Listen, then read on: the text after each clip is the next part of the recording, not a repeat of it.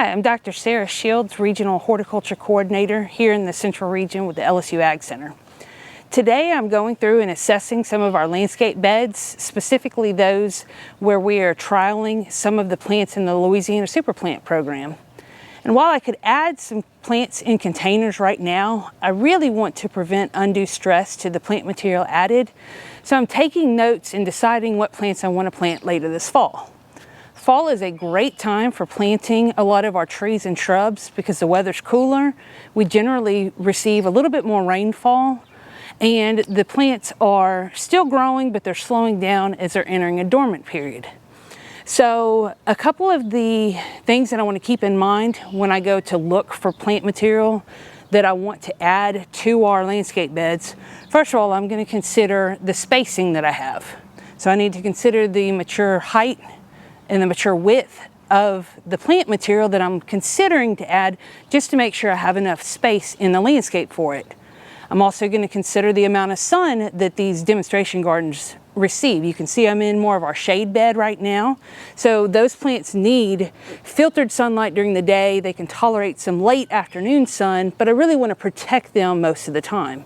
Whereas some of our demonstration gardens are out in full sun, and those plants need a good 8 to 10 hours of sun in order to have adequate blooms and to continue to grow and to thrive.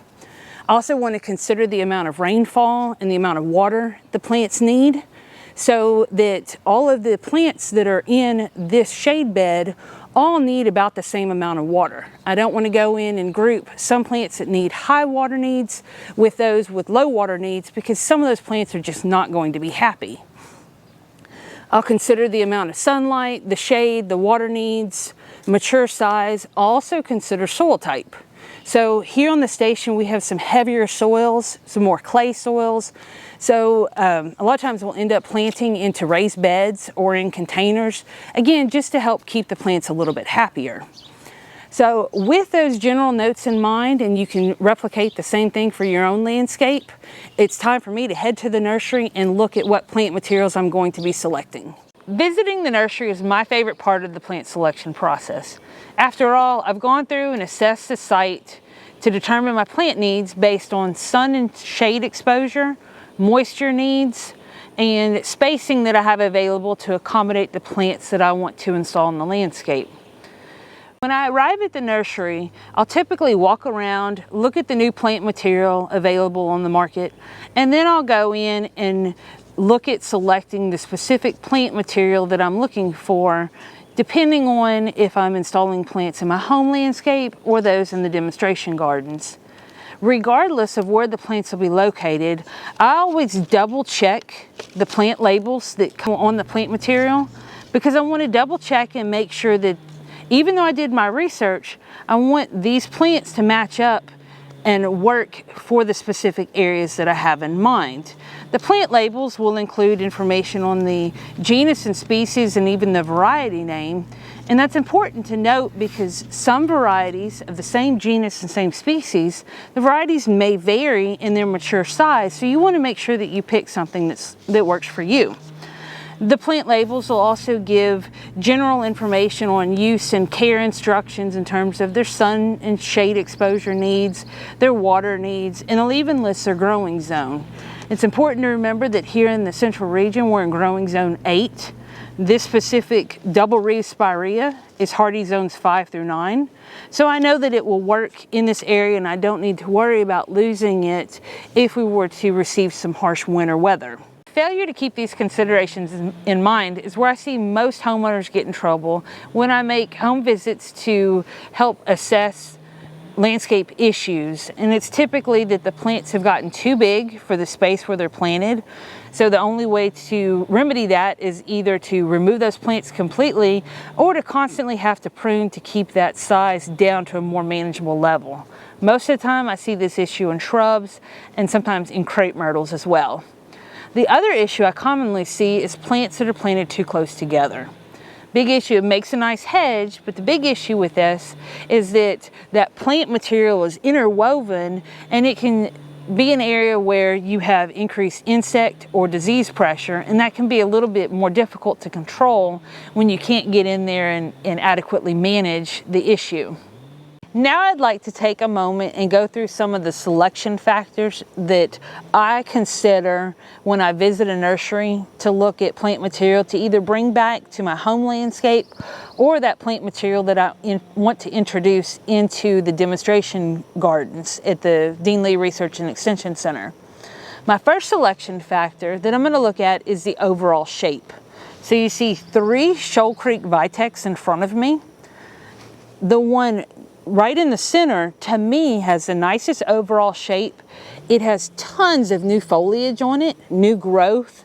This will come in handy later on when the plant continues to mature and I can have some selective pruning.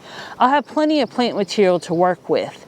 As you can see, the plant over to my left and the plant to my right, there's nothing wrong with this plant material, but I do have a few gaps on each of the plants. So again, if I were to choose between the 3, I would go with this plant that's right in front of me.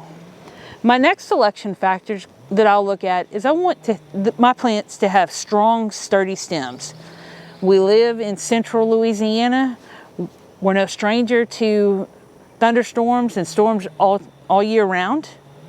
So plants that have strong, sturdy stems will be able to withstand those high winds and fare much better than some of our other plant material with much weaker branches and stems.